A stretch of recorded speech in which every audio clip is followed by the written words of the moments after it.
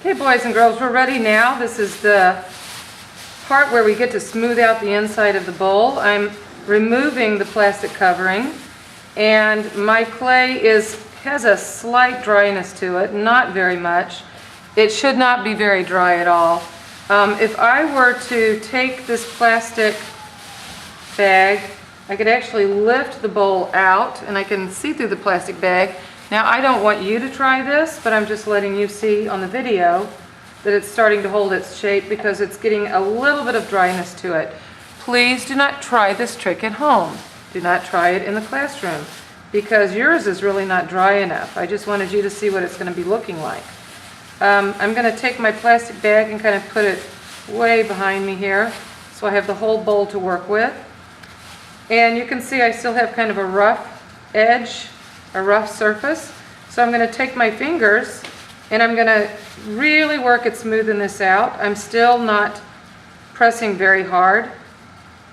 I'm trying to get it smooth without pressing too hard because, as I said, if I press too hard, I'm going to lose the textures on the other side. And I really do want to keep those textures. So I press and I turn the bowl as I press with my thumb. And it's starting to get smooth. If you turn the bowl while you press, you'll kind of repeat that circular motion in the bowl. It's almost like turning it on a potter's wheel. And it'll kind of pick up that nice circular design on the inside with your thumb or your fingers, whichever you're using. And you'll also be able to tell if you're getting uniform thickness. You do want the walls of your bowl to be as even as you possibly can get them. Now, when you get it as smooth as you can possibly get it, and I'm going to work on the edges a little bit too. I really don't want these edges too thin. If you get your edges at the top, right around the rim, too thin, that's when you have a problem with your bowl breaking. Now, I can see it's a little bit thicker on one side than it is on the other. I don't like that, but I can thin it out a little bit. A uniform thickness is always best. So I'm kind of turning and pressing with my fingers gently. A steady, gentle pressure is going to be best. Turning and smoothing as I go. Once I've got it fairly smooth, then I'm ready to add a little bit of water. Now, this is a flexible tool that you can use, and I say use it with caution because it can give you a nice smooth edge, but it can also put little cracks in your bowl, little gouges. So you want to be very careful.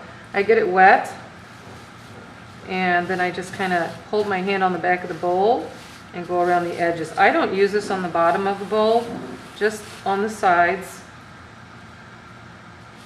If I need a smaller side, I can turn it over to the smaller side, but I prefer. Now, it's flat on one side, kind of rounded on the other side. You want to use that rounded edge against the clay.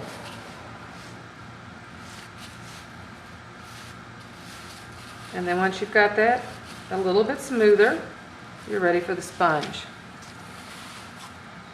Now, we have just little buckets of water. You're going to dip your sponge in the water, kind of squeeze out some of that excess water. And I start in the middle with a circular motion. And I'm just it's almost like you're wiping down the inside of your bowl. But what you're actually doing is you're smoothing it out. And you're getting that uniform thickness even more uniform, meaning the same thickness all the way around. Once your sponge starts to dry out a little bit, dip it back in the water, squeeze a little bit of the excess water out. What you don't want to end up with is a pool of water in the bottom of your bowl. And just keep smoothing. Now, if you notice that a portion of the bowl, one of the walls, starts to thin out, you definitely must stop. That means that you've gone too long, gotten too far with that smoothing out process. And it looks kind of cool to add kind of a little circular motion to the bottom of your bowl. Now, at this point, you're ready for that bowl to dry out. Once it's partially dry, we'll trim that edge a little bit neater. So what we'll be doing this time, when we store the bowl,